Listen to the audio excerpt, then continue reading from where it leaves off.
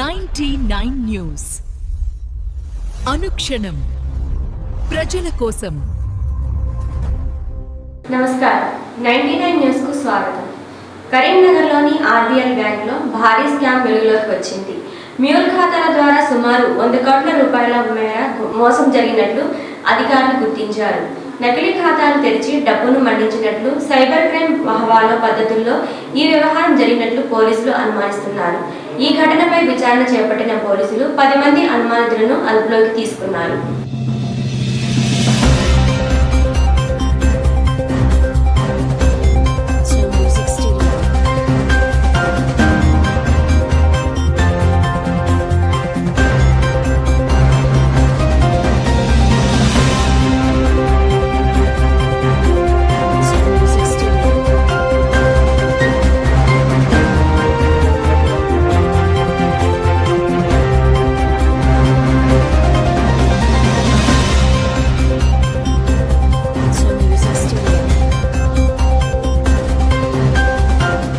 భద్రాచలం మిథిలా స్టేడియంలో శ్రీ సీతారామచంద్ర స్వామివారి తిరుకల్యాణ మహోత్సవంలో పాల్గొన్న ఉప ముఖ్యమంత్రి భట్టి విక్రమార్క దంపతులు, రెవెన్యూ శాఖ మంత్రి పొంగులేటి శ్రీనివాసరెడ్డి దంపతులు, వ్యవసాయ శాఖ మంత్రి తుమ్మల నాగేశ్వరరావు, దేవాదాయ శాఖ మంత్రి కొండా సురాగ మరియు మంత్రులు, ఎంపీలు, ఎమ్మెల్యేలు, ఎమ్మెల్సీలు, ఉన్నత అధికారులు, అశేష భక్తజనం. రాష్ట్ర ప్రభుత్వం తరఫున స్వామివారికి పట్టు వస్త్రాలు, ముత్యాల తలంబ్రాలు సమర్పించిన ముఖ్యమంత్రి రేవంత్ రెడ్డి.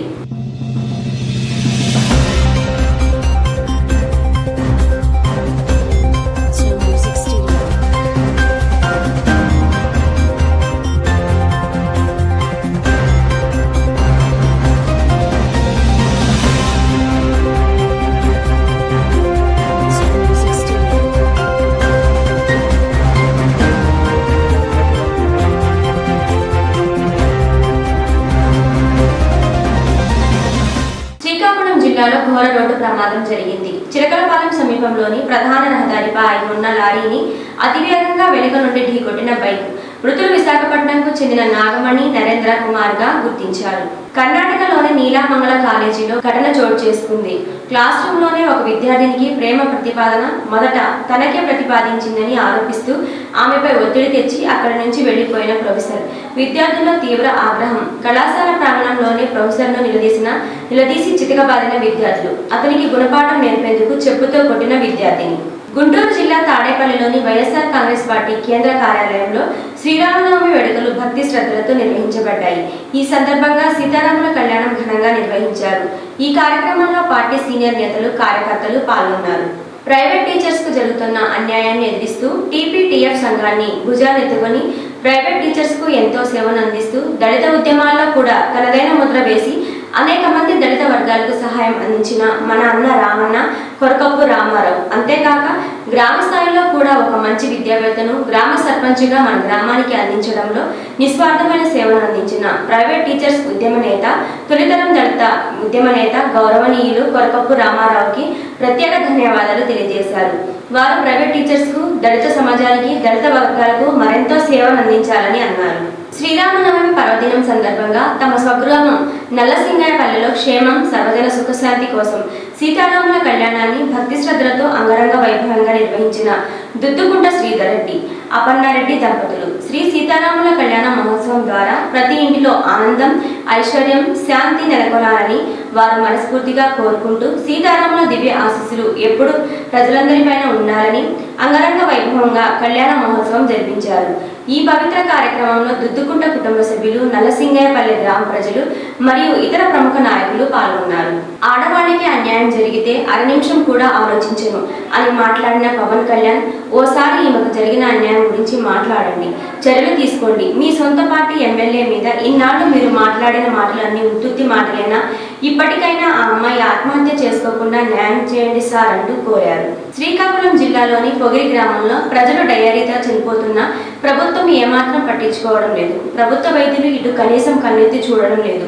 సంక్షేమ రాజ్యం, మంచి ప్రభుత్వం అంటే ఇదేనా అంటూ వైఎస్ఆర్సీపీ మహిళా విభాగం సెక్రటరీ కొర్ల శిరీష అన్నారు. ఓ మేధావులారా, ఆంధ్రప్రదేశ్ మేధావులారా, దేశ మేధావులారా, ఒక మాజీ ముఖ్యమంత్రి వైఎస్ జగన్మోహన్ రెడ్డిపై చంపేయగలం అనే స్థాయిలో మాట్లాడితే మీరెందుకు మౌనంగా ఉన్నారు? మీ స్వరం ఎక్కడ? మీ బాధ్యత ఎక్కడ?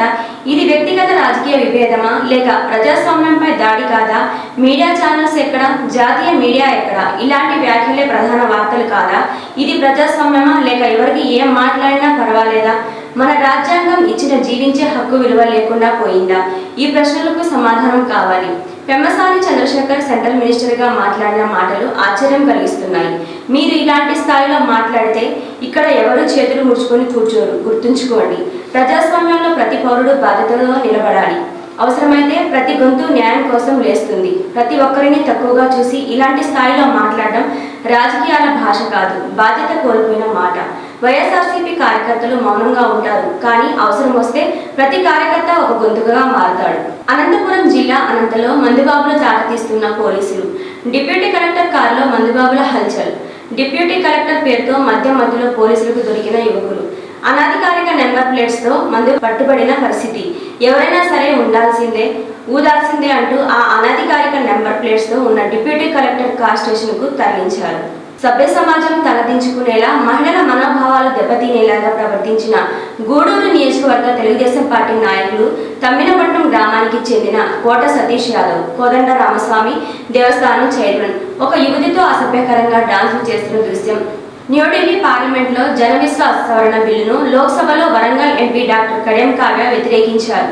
వ్యాపార సౌలభ్యం పేరుతో తీసుకొస్తున్న ఈ బిల్లులో పలు కీలక నిబంధనలను డిక్రిమినలైజ్ చేయడం వల్ల నియంత్రణ వ్యవస్థ బలహీనపడే ప్రమాదం ఉందని ఎంపీ ఆందోళన వ్యక్తం చేశారు. ప్రత్యామ్నాయ అమలు విధానాలు బలంగా లేకుండా చట్టపరమైన శిక్షలను తగ్గించడం వల్ల ఉల్లంఘనలు పెరిగే అవకాశం ఉందని, ముఖ్యంగా ప్రజా ఆరోగ్యం, పర్యావరణం, కార్మికుల హక్కుల వంటి కీలక రంగాలు దెబ్బతినే ప్రమాదం ఉందని హెచ్చరించారు. వ్యాపారాలకు అనుకూలత కల్పించడమే కాకుండా ప్రజల హక్కులు, భద్రతను కాపాడే బాధ్యత కూడా ప్రభుత్వం ఉందని స్పష్టం చేశారు.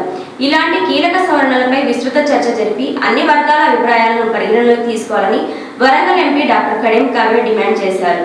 ఈ వార్తలు ఇంతటితో సమాప్తం. 99 న్యూస్ అనుక్షణం ప్రజల కోసం.